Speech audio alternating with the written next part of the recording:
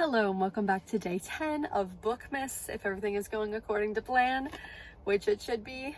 I'm here in my festive Friends PJ shirt today, and my hair in this crazy bun, huge scrunchie. I feel like I look a little crazy, but we're just gonna go with it.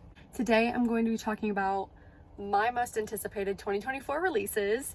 Now, obviously there are a ton more than this. I'm only going through July, because I feel like later than that, and even at that point, but I feel like any later than that, things get changed to where they're either pushed further back or they're moved further up in the year. So I'm just gonna go to July, and I'm only gonna be naming at most 2 per month. I think only a few months have 2 per month, because I could sit here and go through lists and find books I want to read all day long. I'm just gonna name the ones that I already knew were gonna be released and I was excited for them, and then a few that I found while researching for this video. So without further ado, let's get started with January. So for January, I actually accidentally have 3 because one of them was supposed to come out in May, but apparently it's coming out in January now. So therefore I have 0 for May and 3 for January. So let's start with the one that I thought was supposed to be in May, is Attached at the Hip by Christine Ratio. If you're not familiar with Christine, she is like OG booktube, like her Books and Lala, OG of the OG of booktubers, and she has come out with a few books. I have read one of them, Again But Better, and it is a 5 stars, one of my favorite books of all time.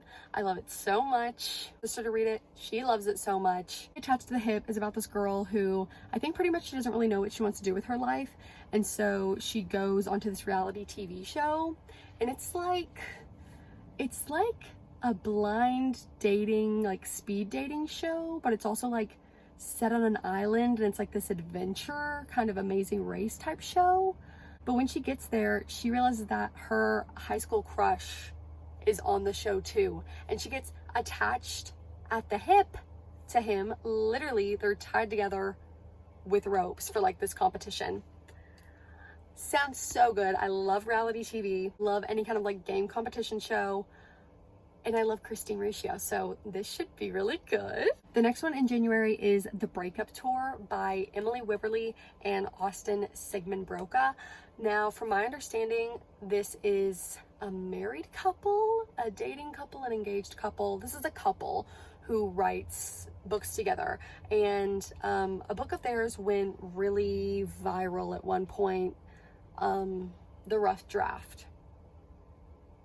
That was a very polarizing book, a very divisive book, because I feel like a lot of people loved it, but a lot of people didn't. But I think that they went into it, that happens with a lot of books, I feel like, where you go into it thinking that it's going to be more romance than it is, and so you're not disappointed with the book, but you're just let down because it's more like a literary fiction than romance. I don't know if that's true about this one, but this is The Breakup Tour, and I'm pumped about this because I hate to say it's giving, but it's giving like Daisy Jones and the Six, Fleetwood Mac, Taylor Swift vibes. I know, hear me out. So this is about a like world famous musician.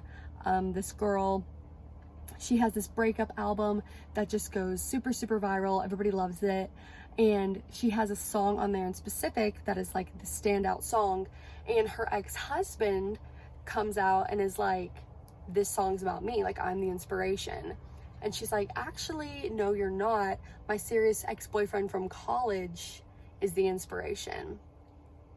And so she has to like call him up and like ask him to like, I don't really know what she wants from him, I guess to like corroborate her story. And he's like, okay, if you'll let me go on tour with your band, because like he always wanted to do music and he's like not in the music industry. They go on tour together and they start to rekindle their love, from what I can tell. And that just sounds so good, and I'm so pumped for that. And I'm pretty sure it's dual POV, because I'm pretty sure that Emily writes the women's POVs in their books and Austin writes the male POV. I could be completely wrong, let me know if I am, but that is my understanding, and I'm very excited for that. The last one in January is Canadian Boyfriend by Jenny Holiday.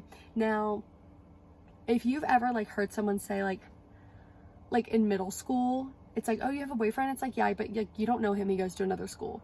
Basically, in this story, that's what our main character pulls. She's like, oh, I have this boyfriend, like he's from Canada. She sees this guy at the mall. I can't remember what he's doing there, but for some reason she knows he's Canadian. And she like creates him as her boyfriend, as her scapegoat. And she's like, no one's ever gonna know, like it's gonna be fine, like I'm just gonna say this is my Canadian boyfriend, blah blah blah blah blah.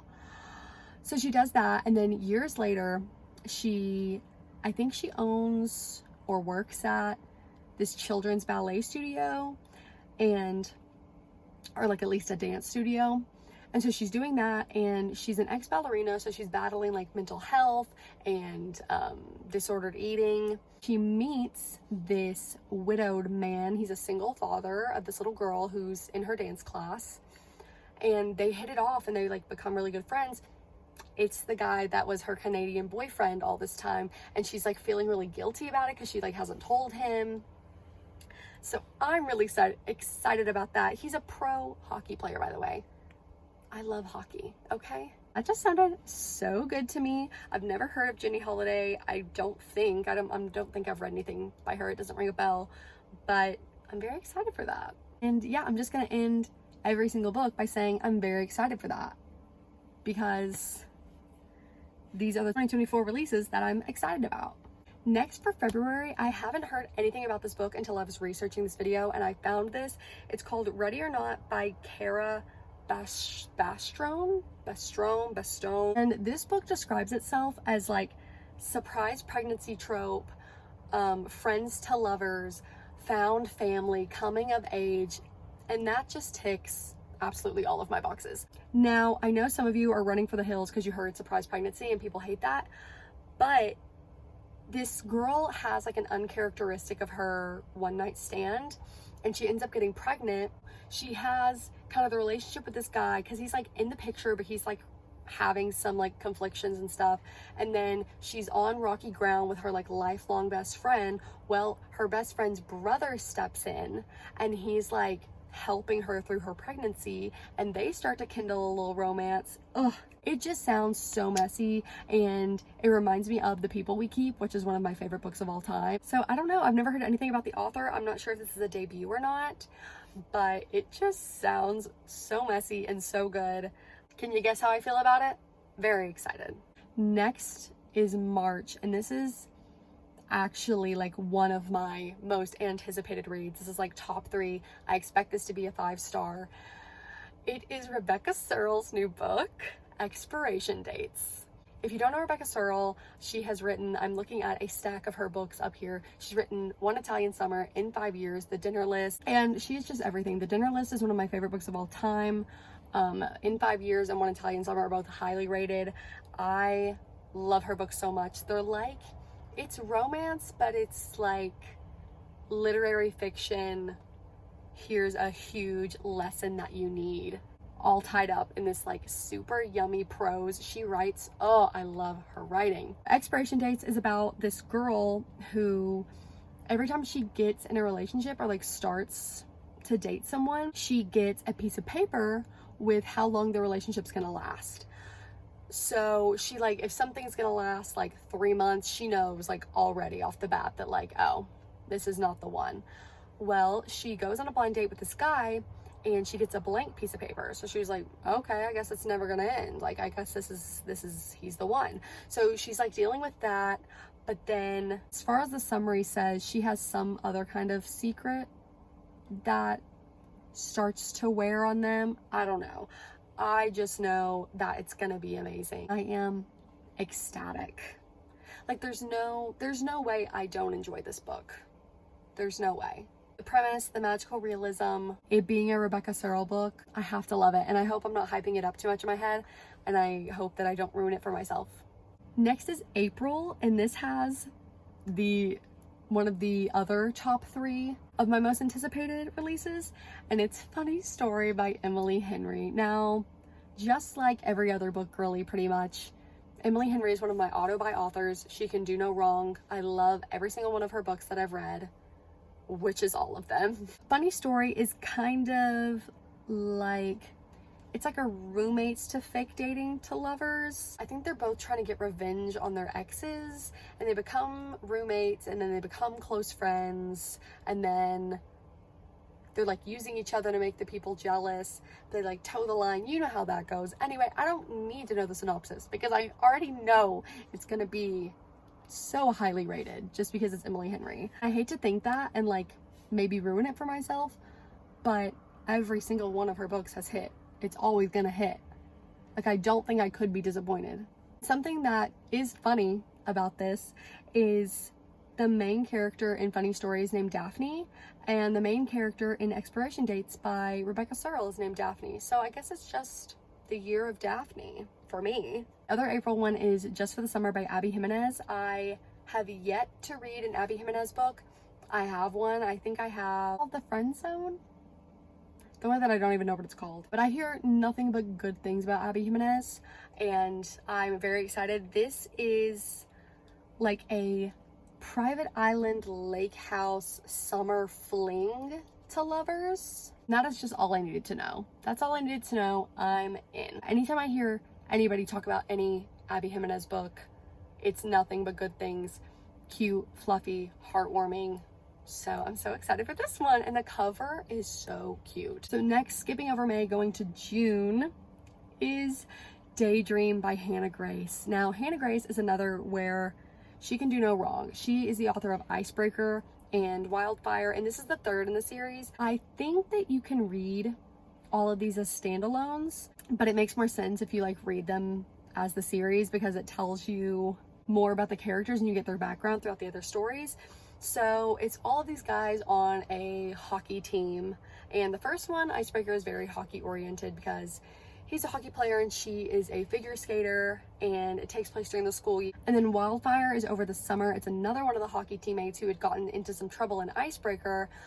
Now he is teaching at a summer camp and his romance happens there. Well, now this is another one of their friends who is heavily featured throughout Icebreaker and Wildfire, and I'm pretty sure this is a tutoring romance. Like, he's the athlete getting tutored and he falls for his tutor. And I just know this is going to be good because I love the character Henry from the books that this is about, and I'm glad that he's getting a romance because I think he's a great guy. All of Hannah Grace's guys are great guys. Not that the girls aren't great girls, they also are, but she just writes such a great guy. I already love Henry and we don't even have his romance yet. So say it with me, so excited. Last but not least, we have a second book in a fantasy trilogy that's coming out. It is Reckless by Lauren Roberts. I feel like I haven't really gotten the chance to talk about Powerless in any of my videos yet, but I loved Powerless so much. I followed Lauren throughout her journey on TikTok, and I was so pumped for her to release Powerless, and it didn't disappoint. I loved it so much. No spoilers, but after I finished it, I got in my car and drove around crying, thinking, contemplating, listening to Taylor Swift because I just needed an absolute moment after I finished it. So this book coming out, Reckless, is the sequel to that. I just already know it's going to be so good. I'm not going to say anything as far as spoilers go. You really do need to read Powerless and then Reckless, so I don't want to ruin it for you if you haven't read Powerless yet. Based on how Powerless ended, like, I needed the sequel immediately after I finished it. So it cannot come a minute too soon. Cannot wait to read it. I know that I've said about every single one of these that I'm so excited and I'm anticipating it so much, but this one, like being a direct sequel, I need it yesterday. I need it 6 months ago. I cannot wait to read, devour, adore this book. So those are all of my anticipated releases for now, and I'm sure there is a multitude more. I don't even need to look into or think about any more books because my TBR is long enough as is, and then I added more while doing this, so I'm just gonna call it there. Let me know down below your most anticipated release for 2024. Let me know which book you're most excited about. Comment down below other words for excited so I can expand my vocabulary next video. And thank you so much for watching. I will see you for the next day of Bookmas. Bye!